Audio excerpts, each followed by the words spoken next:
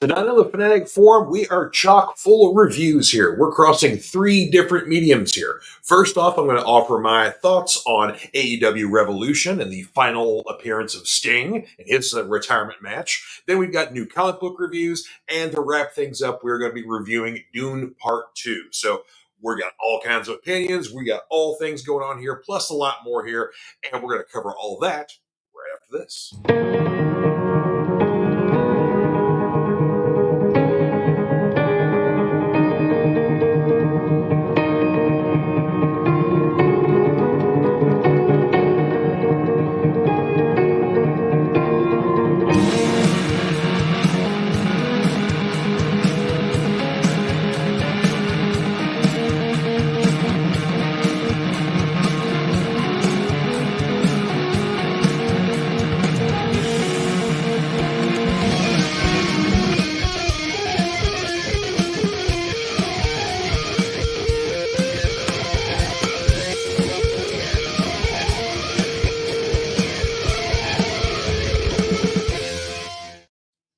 Hey everybody, happy Friday and welcome to the Fanatic Forum. I'm your Fanatic and host, George Buehler. Hope everybody's having a great one out there so far. If you guys are just joining us for the Fanatic Forum, this is your first time here, welcome. This is a place for all things geek here, and of course we want to make your opinions known, your comments known as well, so definitely feel free to participate in here. We basically do new comic book reviews, we talk about movies, TV, wrestling, video games, all things geek here. So whatever comes across here. First and foremost, I have to give a big shout out to our, basically since I work for Clobbering Comics, our sister store in Shepherdsville is literally today celebrating their 1 year anniversary. So congratulations to them. Congratulations to Clinton, aka Dastardly Dalton. If you guys are on Whatnot, you know him out there. I think they're having some big sales this weekend too. So yeah, definitely catch that stuff out there in the Shepherdsville store, or you can just come hang out with me in E-Town. It's a regular day, a regular Saturday for me out there tomorrow. But, but yeah, the Shepherdsville store got lots of big sales going on there. Carl Wilson is out there doing some signings on Friday and Saturday. He's a local artist with a tremendous amount of talent, and he's going to be on the Fanatic Forum on the next episode here, and we're going to get to see his art, talk about his whole process, inspirations, and then anything geek that pops up there as well here. So yeah, that's going to be a good time. Looking forward to that. Oh, we've got a couple comments already. Mary Ann Stansberry, good to see you. How you doing, dear? And we've gotten a lot of comments, alternate titles perhaps for Dune Part 2 here. Thanks to Dave Mattingly and Bradley Smith here. First off, I love this one here from Bradley. Dune 2 Popcorn Bucket Madness. Which he's not lying. It was an SNL sketch. Those buckets are going for upwards of $100 online right now. It's crazy. Yeah, but yeah, it's a bucket. It's a bucket. It is. And so that was a little low brow. You know what? Nah, you're perfectly fine. The SNL sketch was a lot worse. Oh, I miss you too, Marianne. Yeah, we used to work together at WDRB, and yeah, I miss you too. Another fellow geek. Yeah, Dave Mattingly here. He's got some great comments here. We'll get to Dave's here when we'll get into the reviews here because yeah, there's some good ones there too. Big news this week here. Of course, a lot of people have shared a lot of opinions on this, but we have got a first trailer for the Crow remake that is coming out later this year. I believe it's in June. But of course, starring Bill Skarsgård in the lead role of Eric Draven. And yes, this is a remake of the original story. While yes, people hold the Brandon Lee film, the Alex Proyas, was it 94 when it came out? They hold that one very much to their hearts, and I do too. It was a great film. I saw that thing tons of times back in the day when it dropped. So yeah, but also I remember the comics as well, and Eric, was different in the comics than he was in the Brandon Lee film.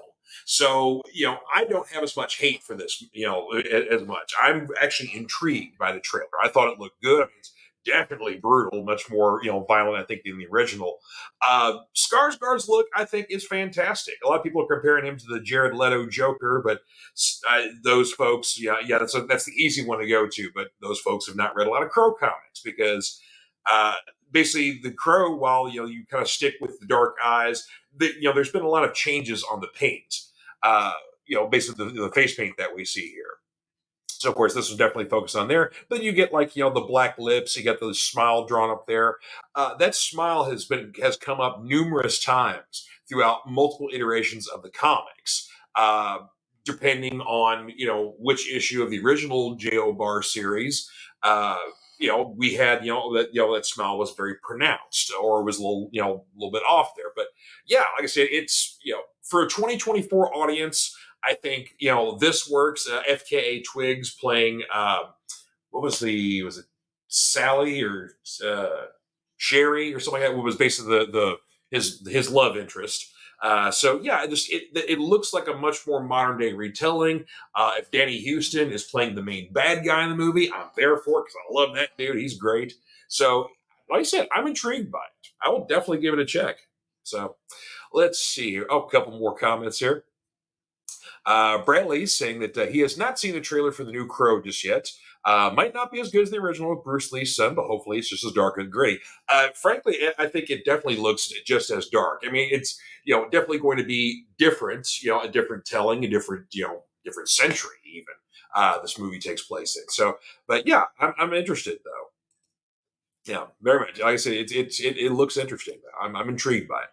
All right. Well, first things first here. Last time on the forum, we were talking wrestling with my junior fanatic, Seth. And we were discussing, of course, the upcoming WrestleMania 40. But then that weekend was AEW Revolution, which was highlighted by the retirement match of Sting, the icon. Of course, you remember him back in the WCW, NWA days. He even did a little bit of time in TNA wrestling as well in their early days. This was a tag match where he was teaming up with his partner Darby Allin versus Matthew and Nicholas Jackson, formerly known as the Young Bucks. I've voiced my displeasure before with this tag team of the Young Bucks. I'm not a fan. Not a fan at all. Yeah. I don't want to get there. And of course, they're leaning more into a snarky, we're running the company kind of personality. And yeah, you love to hate these guys. So it was intriguing that Sting and Darby won the match and retained their tag titles.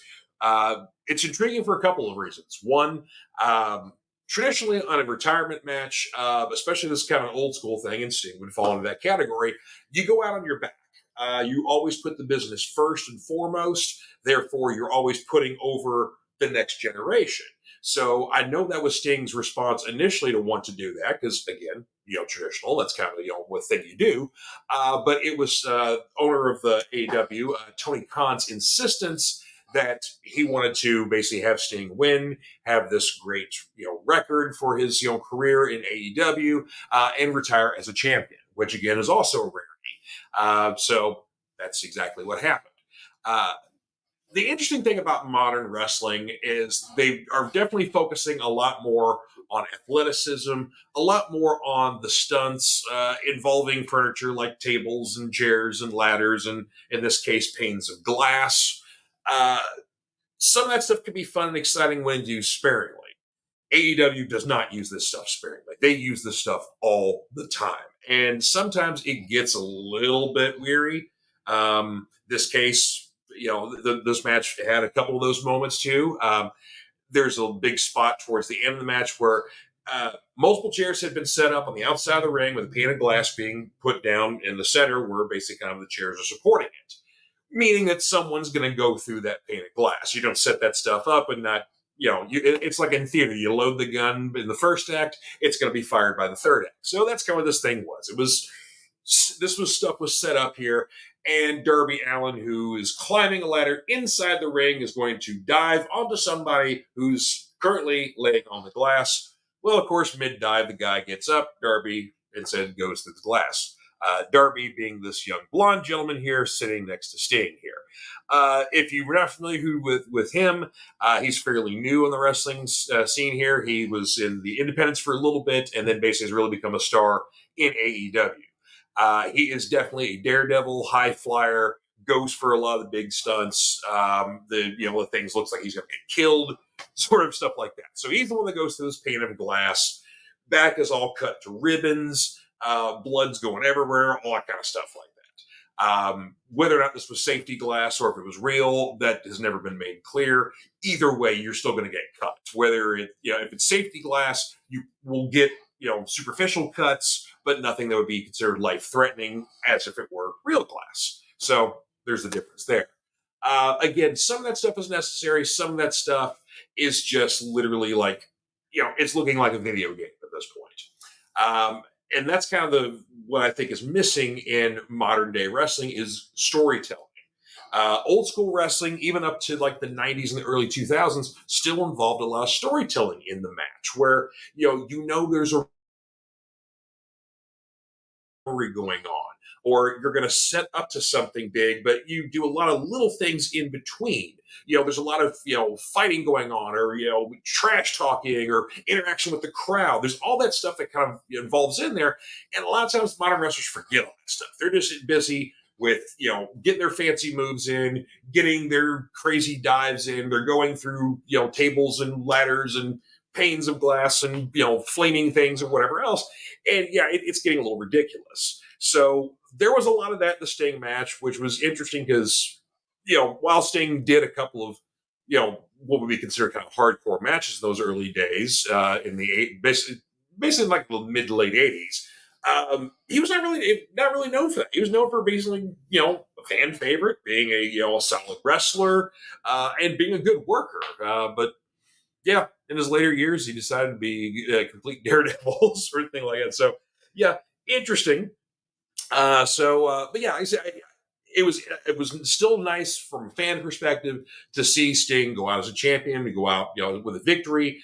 But there was still just a lot of probably a lot of unnecessary crap in that match, I think. But to each their own. We'll see. The other match though, there was. Of course, an AEW pay-per-view is going to be a 4-hour event, 5 hours if you're including the pre-show. So this, of course, went on until midnight. But one of the matches that was before the Sting retirement match was the triple threat for the AEW World Championship. This match I really liked because, as I was talking before, this match told a story.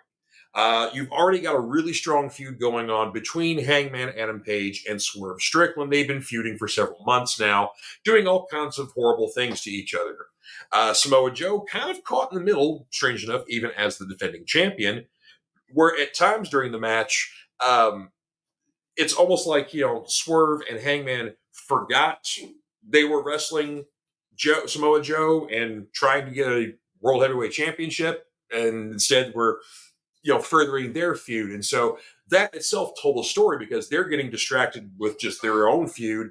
And again, that kind of, brings in Joe as a third wheel almost, but then he kind of snaps them out of their distractions at several points during the match and ends up retaining his title here. So that was interesting in itself because, normally, like I've said, AEW's kind of struggled with, storytelling during some of their matches, and WWE sometimes can be very guilty as well.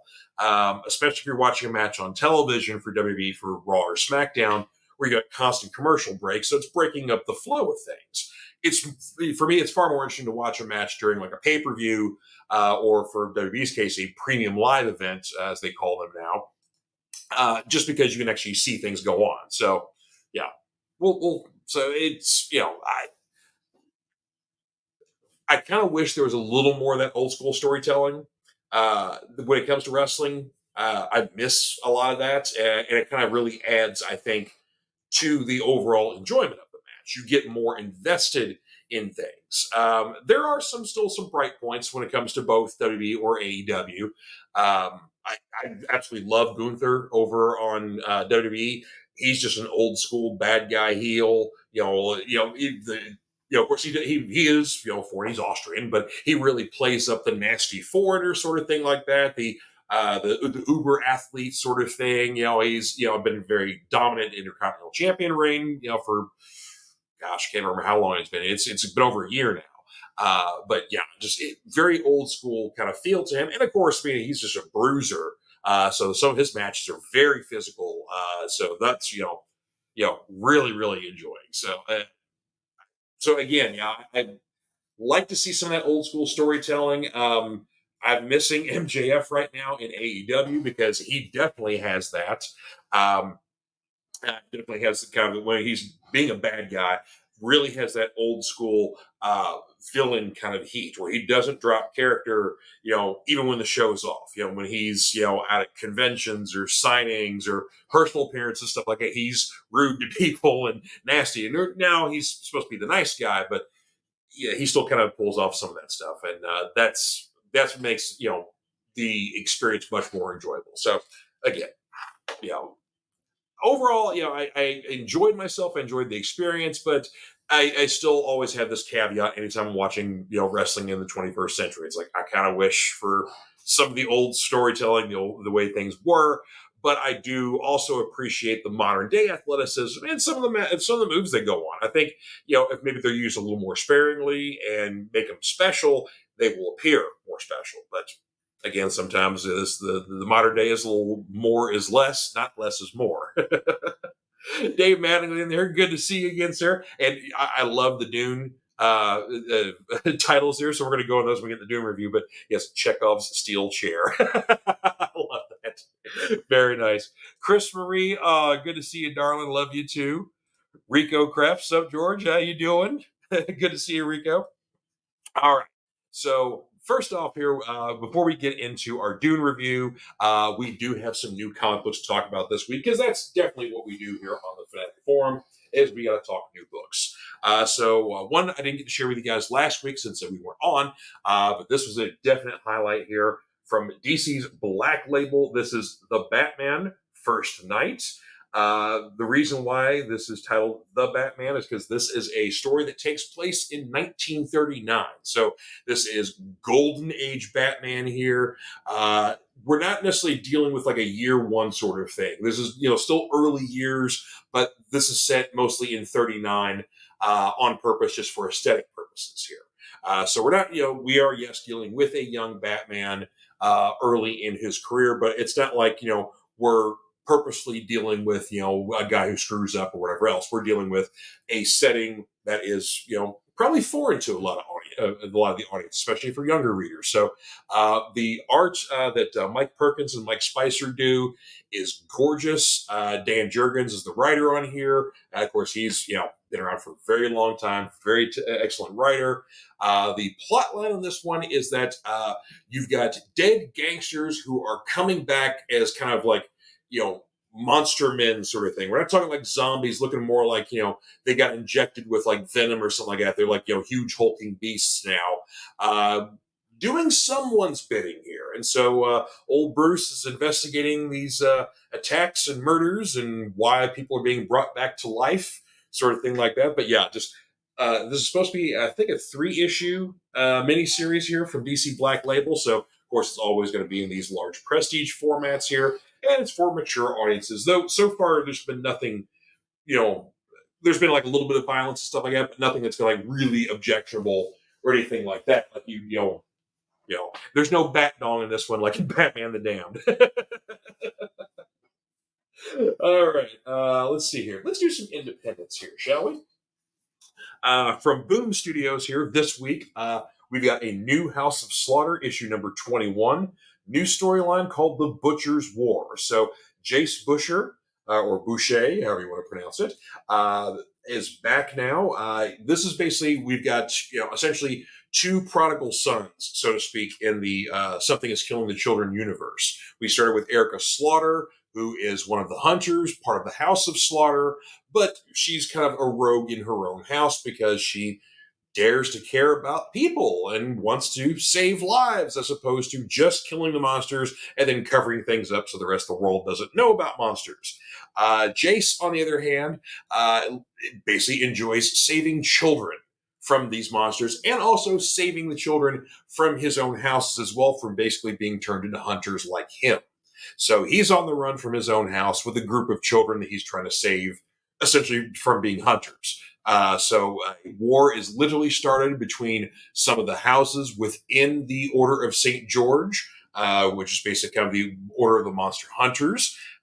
And Jace is full long into this, and I'm almost kind of wondering if we may see Erica and some of the other characters from Something Is Killing the Children, seeing as she's kind of talked about a little bit in this, and kind of this is caught up with the current events from Something Is Killing the Children. So I'm wondering if we may have, for the first time, have an actual crossover for these, because normally House of Slaughter is kind of an anthology story, kind of enriching the world of Something Is Killing the Children, telling you more about the people in the other houses, how the different masks work, sort of things like that. So, but yeah, things are building up to a bigger head here. So really like the beginning of that storyline. This is going to shock you because we have another entry from the Energon universe, and I really enjoyed it. Transformers issue number 6. This is the A cover here. Daniel Warren Johnson and Mike Spicer doing the cover art on this one. This is the ending of the first storyline or first story arc in Transformers here. Excellent action in this one here. Also, there's a moment I absolutely loved that if you're a Transformers fan and you know a certain song that's not the theme song to Transformers, that means very much to Transformers fans, you have a great moment of that in here. But of course, the first conflict on Earth between the Autobots and the Decepticons kind of comes to an head. Devastator has been introduced in the comics. That's basically the Constructicons that, like 5 or 6 robots that turn into one big giant robot. And yeah, so he and Prime are tangoing, and it is yet again a knockdown, drag-out fight. But yeah, some interesting events happening here. We actually lose a cast member as well. That kind of furthers things along. And we have a new story arc that starts in issue 7. And apparently we have a new artist as well. So I'm intrigued to see what that's going to entail here. But of course, we're building up to, kind of telegraphing to where Megatron is in all this, because we get some glimpses, we get some comments of like, don't ever mention his name again from the other Decepticons, sort of thing like that. So something major has happened to Megatron in the process of them getting from Cybertron to Earth, and we're building to a head. I know for Free Comic Book Day coming up on May 5th, there is an Energon Universe Free Comic Book Day in there, and so there's going to be probably a lot of big stuff going on at that. So yes, stay tuned. Let's see here. We've got a couple of comments here. Bradley, good to see you again, sir. Nice to see Batman in an old school light again. Might have to check it out. Yes, I would definitely recommend you checking it out. So yeah, it's like I said, we're not dealing with a fumbling young Batman.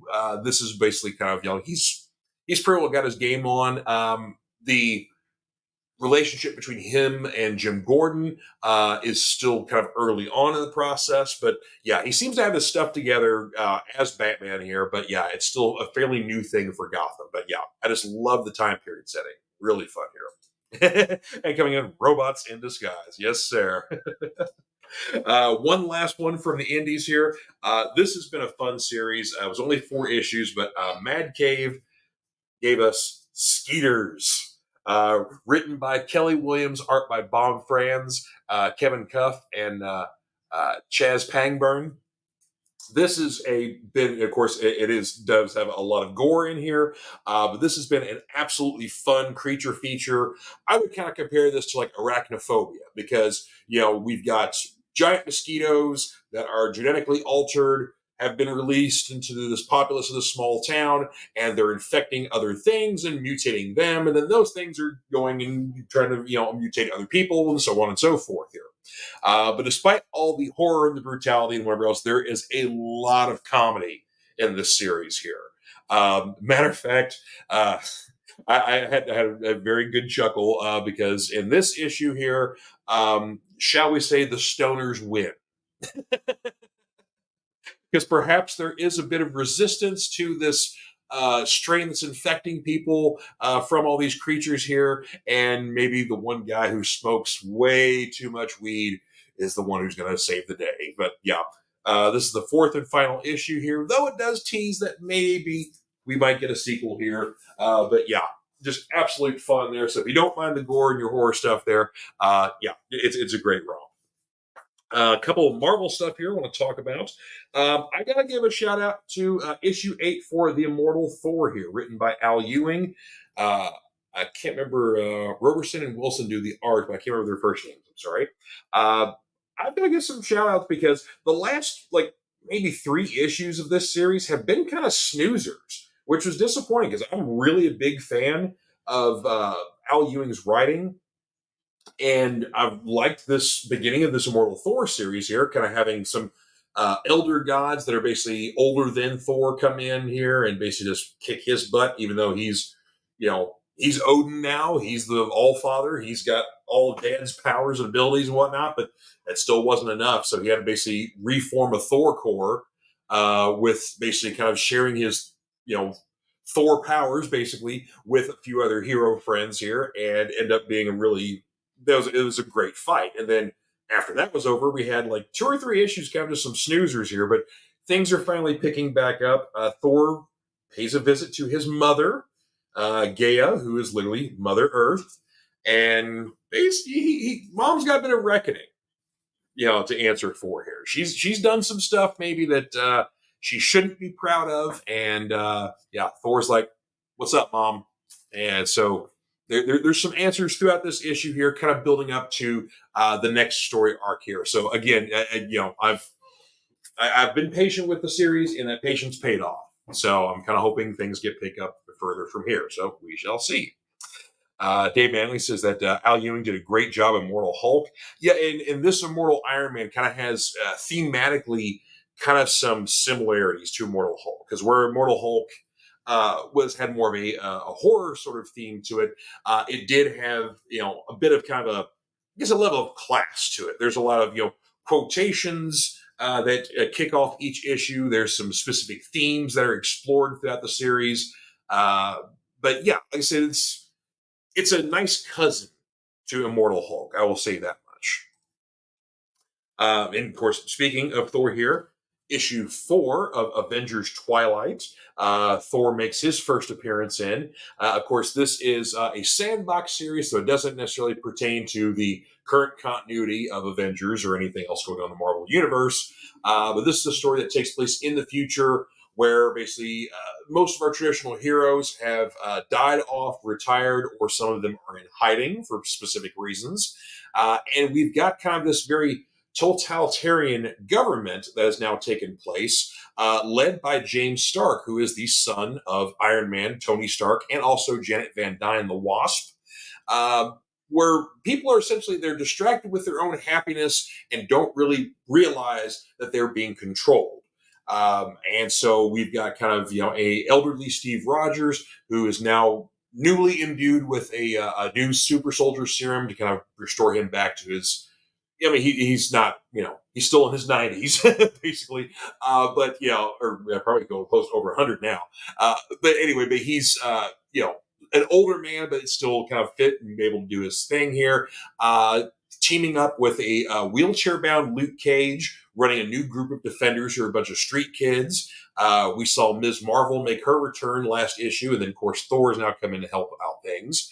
But we get a big reveal here about who's kind of really the power behind the throne of James Stark here. And it's an old enemy here, so definitely a familiar face. But really, really enjoy this story. If you're a fan of DC's Kingdom Come, it has very similar themes to it, almost kind of Marvel's version of this. But written by Chip Zdarsky, who has been on fire for the past few years, from going from Daredevil to Batman. This series has been doing very well. So, yeah, absolutely been loving this. Daniel Acuna's art has been absolutely amazing. So, yeah, just been really loving that series here. So, every issue's a treat. Lastly here, a new one this week, Ghost Rider Final Vengeance #1. Benjamin Percy is back writing this series here with a new art team. And this storyline basically is... And from the point of view of Zarathos, the actual spirit of vengeance itself, that has been, a part of Johnny Blaze's life for a long time. Also was a bit of a part of Danny Ketch's life as well. Uh, for different reasons as his Ghost Rider run, but nonetheless, Ghost Rider and Zarathos have been linked pretty much since the beginning here. Johnny has been trying to shake the spirit of vengeance from him for quite some time in the last run, and finally Zarathos in this series decides, you know what, we're gonna, if you want to be done with me, we're done, and leaves Johnny in a very precarious position that we don't know if he actually survived. So we'll find out possibly next issue. But now the spirit of vengeance, Zarathos, is looking for a new host, and by the end of this issue, a new host is found, and it's not a good one. So we perhaps have our first time of Ghost Rider truly being a villain. So we don't have a specific hero in this one so far. Like I said, Johnny's like powerless at this point and thrown in a position where he may not make it out alive. And there's really no one that can stop where this new rider is going to be.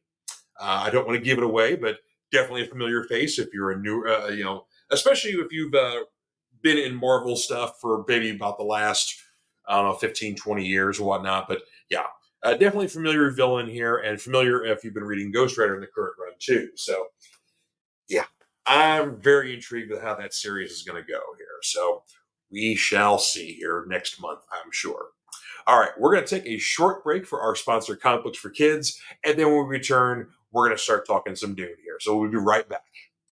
Comic Books for Kids provides comic books to kids in hospitals and cancer centers across the U.S. It's a place where we can all work together to make sure every child has a comic book. 100% of all proceeds go towards the kids. It's about making a difference, and while they're in the hospital, allowing them to fly like a superhero, battle dragons, or rescue teddy bears. We are in every state in the country and now support over 160 hospitals. Every month, we add more. Visit cb4k.org.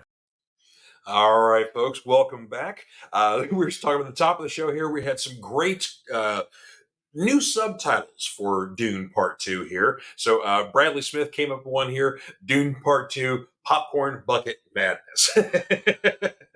Yeah, I love that one there. But Dave Mattingly has offered numerous options here for us. So we've got Dune 2, Sandy Boogaloo. I like that one. That's a good one. Dune Harder. There you go. Y'all work here. Too Sandy, Too Wormy.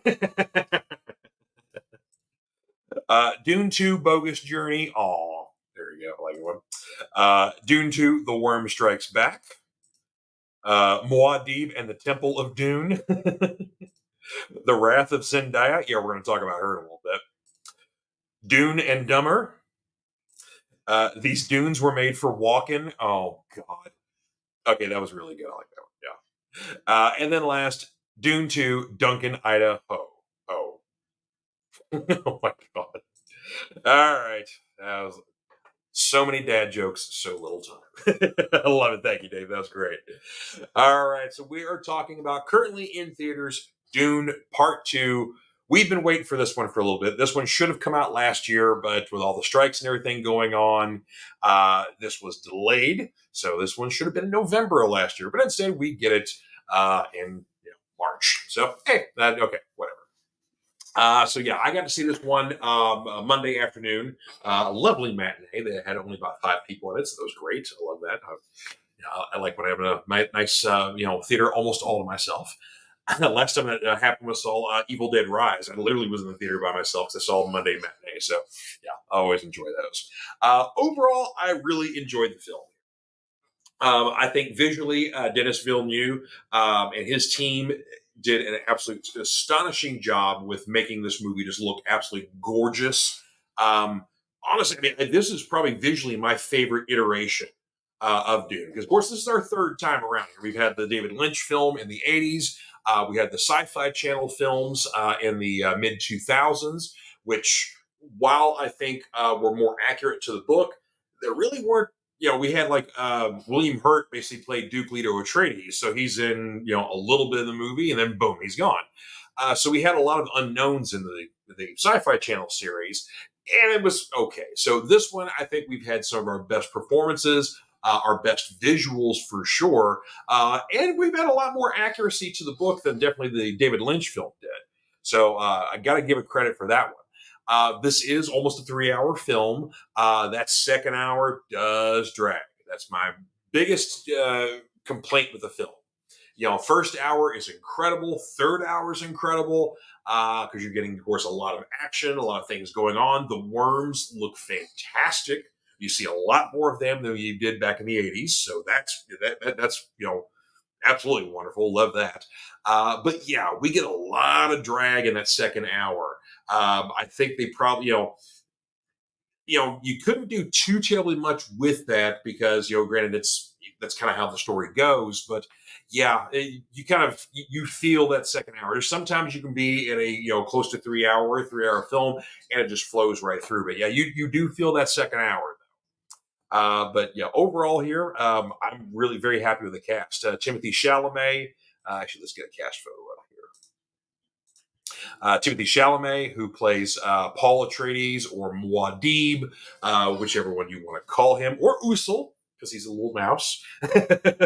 Of course, he's our main hero here. He starts getting his godlike powers and stuff like that, but he's not entirely cooked just yet. So they didn't rush that forward like they did in the Dune, the '80s film. They're saving this for the other sequels, which looks like we are going to get.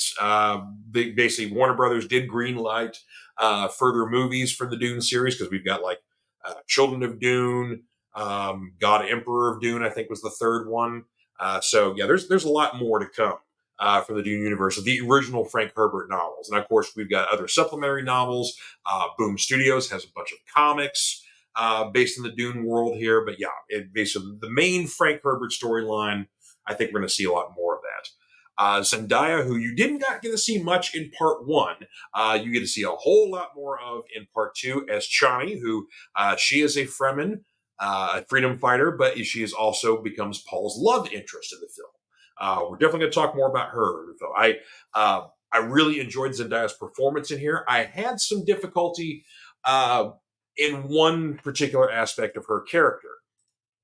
In the film, you've kind of, with the Fremen, you've got kind of this a bit of factions in it, where you've got the fundamentalists, the religious people who believe that Paul is their Messiah, that there's all these signs pointing to it, that he's going to, heal their world, bring them to greener pastures, get rid of the evil Harkonnens, yada, yada, yada. All that good stuff. Then you've got kind of the younger Fremen who are trying to say, look, let's not put all of our faith in these stories, in this whatever else. Let's try to do this ourselves here. Let's not wait for someone to come save us. Let's save ourselves right now. Zendaya's character Chani definitely falls in that line, but in the books, when she beats Paul and falls in love with him, and she starts seeing his growth and process, especially after the scene where he takes the water of life, he gets the blue eyes and he starts seeing things, has his visions and yada yada, and starts really kind of his whole story starts expanding even further. Chani buys in completely once that all happens. She's no longer anti-fundamentalist. She completely believes everything that's happening. She buys in and is good to go. Whereas in this, this version of the film, Zendaya, her performance is a little more combative, where she is still, she loves Paul, she believes in him as a fighter and as someone who's doing good things for the Fremen and helping their cause. She's still not entirely buys the God, Messiah sort of stuff like that. Even at the end of the film, where we're jumping way ahead here, where basically the Harkonnens are defeated, and it looks at least defeated for now. The other houses are still, basically not entirely supporting Paul, and basically with the Fremen, with kind of taking over spice production on Dune or Arrakis, as it's also called. you've basically, where Paul's like, okay, well, I'm going to marry the emperor's daughter, the princess, who is played by Florence Pugh, which I really enjoy her performance. You're going to see a lot of her in this, but I enjoy her performance. Basically saying, well, I'll marry her, but pretty much tells the princess straightforward, like, look, like, I love Chani. This is my boo, and even though we're married, it's literally a marriage of convenience. It's a marriage to potentially hold off war and whatever else. So there's no love here. So just know that. In the book, in the original 80s Lynch film, of course, Chani's played by Sean Young in the David Lynch film. Chani's supportive of this. She knows what Paul's intentions are. She knows she loves Paul. Paul loves her, and things like that. But Zendaya has a little more. They bring in a little more, I guess, like modern day influence in this. So she's a little more impetuous. Where she storms out, after Paul makes this announcement, and seems like there's going to be some kind of like emotional combativeness between Chani and Paul while he's married to the princess, but still has love for her.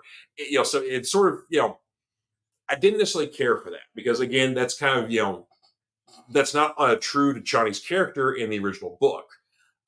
Again, she buys into all this. She knows what's going on here. It's kind of the princess who gets the short end of the stick. And later on in the books, the princess does fall in love with Paul, and Paul's so like, cool. Sorry, but so, I have my other girl here, and you're just, you're not even a side piece. You're just the showpiece, I guess. Is what but. Yeah, so we'll see how that plays out maybe in the later films here. But yeah, I was a little, conflicted about this kind of this modern day emotional maturity thrown, or lack of maturity, I should say, thrown in here. So yeah, that was kind of not good with it there. Of course, we've got Rebecca Ferguson returns as the Lady Jessica, who she's further down the pipeline of becoming the basically a Bene Gesserit witch. Becoming the Reverend Mother to the Fremen there on Dune. So yeah, she gets even creepier, a little bit more manipulative than she was in the books, but I didn't have too much of a problem with that. Stellan Skarsgård playing the Baron Harkonnen. Absolutely loved him. And just the new interpretation of him and how he's his disgusting looks and literally looks like he's taking like motor oil baths and whatnot. Yeah, disgusting human being. So very cool about that. Though it's interesting though that they in the original books, of course Frank Herbert was very much known as being anti-gay, being very weirded out, and so he threw in a lot of well, I guess he got some not so subtle anti-gay sort of thing in there, making kind of Baron Harkonnen like, where he himself was homosexual, but also he would like, his tastes were like in, younger boys sort of thing like that. So almost kind of going in, adding further into his villainy, making him like, child molester sort of thing like that. But so they may have taken out some of those sensibilities because again, there was a little more prejudice to that. That remains to be seen what the reasoning for that was. But I still like the idea of kind of having him more as a disgusting villain. I think they kind of did that in the Lynch film where they made him look more kind of a creepy child molester than it was saying like all homosexuals are creepy child molesters, because obviously they're not. But so we'll see if that was basically a change in that. But still, physically very disgusting. So they had that right. Dave Bautista reprised his role as the Beast Raban. He had a little more to do in this one, and I like how they kind of broke him down a bit more in the second part. His failure is pretty much resplendent throughout the entire second half of this film, which you did not get to see in some other iterations. You see him like lose a little bit, but like, no, it's like he's losing over and over and over again to the point where he's completely lost favor in his own house. Austin Butler coming in as Fade Routha. Wow. Now this was a performance, folks, because of course we know Austin very recently from the Elvis biopic where he played the lead role. Not looking very Elvis-y in this one here, because he's over here on the far left side of the picture, the very gaunt looking bulb fellow over there. Yeah, uh, he is very creepy, evil, homicidal, psychotic sort of stuff like that. It's a killing people for no reasons, just for funsies. Just yeah. You got to see a lot more of him in this iteration than we did Sting in the '80s film, who played Fade. There, you basically get to see like a couple of scenes of Fade, being weird and creepy, and then he got this big fight scene at the end of the film with Paul, and that's really all you got to see of Fade in the '80s film.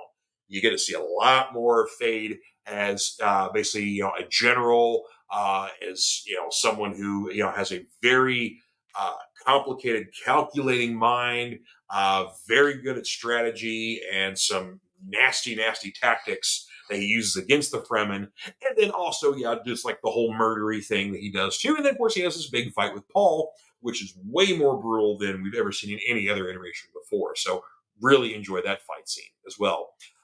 Josh Brolin, man, I tell you what, he and, of course, Javier Bardem, who plays Stillwell. Josh Brolin plays Gurney Halleck.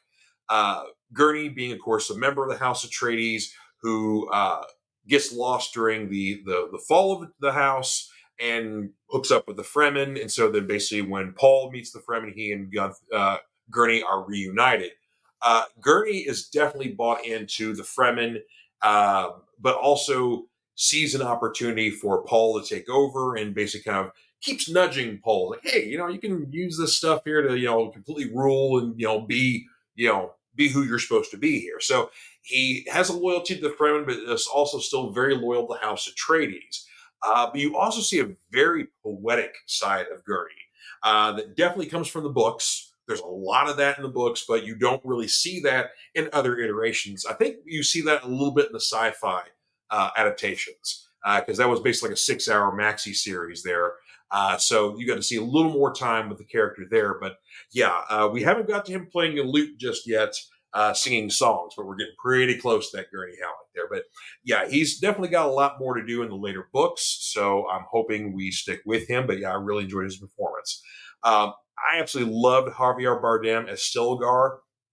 I think he definitely takes a much more kind of a fatherly role than previous iterations of the character. He's much more, you still know he's a fearsome warrior and a fearsome leader, but he's much more lovable in this. So yeah, just again, it's Javier Bardem anyway. Though if the rumors are true about him being Galactus in the Fantastic Four film that's upcoming, that's going to be interesting. I will see how they're going to do that one. But yeah, in this one, really enjoyed him kind of being a much more grounded character. But of course, too, very much a religious fundamentalist when it comes to the Fremen religion, and a believer in Paul. And once he sees the first couple of signs that this might be their savior that they've been waiting on, he's all in on this. And that's also kind of a very touching and amusing part of the film as well in many cases. But yeah, so again, great performances all around. This, like I said, the main problem I really had was the changes they made with Chani's character, with kind of this making her kind of like a emotionally bereft little girl sort of things. Like that's not Chani. She is a strong woman, a fierce warrior. She understands what her place in this whole kind of relationship is, and how she she's the real love, whereas the other, the other one's the figure piece, whatnot. But it's like, yeah, like, she and Paul are meant to be together. They have the strong love sort of thing. So we'll see how the later films go here. But yeah, I kind of hope they drop that and she gets more of an understanding, gets her head back, because again, that's not true to the character, and she deserves a little more respect than that, I think. So we'll see. Anywho, so there you go. So overall, I would, if we're doing a star rating here, I would definitely give this a 4 stars, or 4 out of 5 here. So a very great adaptation. Like I said, we get some drag in the second hour, but it is bookended by 2 really exciting hours. So yeah, that kind of makes up for things. So yeah, so it's definitely worth seeing in the theaters, especially the second part here, because yeah, it is very cinematic here. Got a comment here. Kevin Riedel says, if I didn't think AEW Revolution was great, I'm banning you from watching modern wrestling. I thought some parts were good. I did not think anything was great in the thing though. So, but again, I that's what I talked about at the top of the show. That's one of my detractions from modern wrestling is that not everything. You don't need to put the entire kitchen sink in the match. Sometimes simplicity tells the story. So, yeah. We shall see how it all turns out. But anywho, thank you guys for joining us here on the Fanatic Forum. Yeah, got to talk. We covered a lot of ground here. Next time on the Fanatic Forum, my friend Carl Wilson will be on the show here. He's an artist you definitely need to get to know here. Does some absolutely outstanding work here with basically with a lot of, he does a lot of pencil drawings where else, but this stuff looks like it could be photographs. But yeah, he does a lot of pop culture stuff, a lot of music as well. Basically, I was drawn to the Gene Simmons from Kiss painting that he had. So, yeah, actually, wasn't even painting; it was a drawing. I call them paintings, but yeah,